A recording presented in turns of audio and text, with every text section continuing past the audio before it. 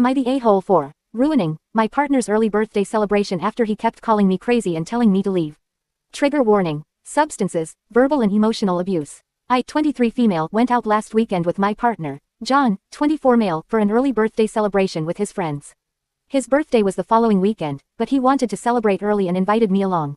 We met at his house and then rode with some of his friends to a pre-drink at one of their apartments before heading to a bar. The Uber dropped us off slightly away from the right spot, and as we walked, I was making conversation.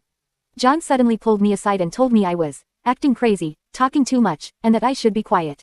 That threw me off, but I let it go. At the apartment, I greeted everyone and sat at the table waiting for my sister, 20 female, to arrive. John asked me to sit with him and his friends, but I said I was fine where I was. One of his friends, Alex, sat near me and asked about uni, and we had a normal conversation until my sister came. She and I spoke in our native language, which John doesn't understand, and when he asked what we were saying, I told him it wasn't anything important. That seemed to irritate him. Later, when people asked why I was being quiet, I asked some of his friends if I had been acting crazy or annoying earlier. They all said no, which John overheard. At one point John came into the room where I was with my sister and accused me again of being too high energy. He told me I should come down to his level. I said I shouldn't have to mirror him, and he got frustrated. Throughout the night, he kept coming up to me in front of others saying things like, "If you don't want to be here, you can F off."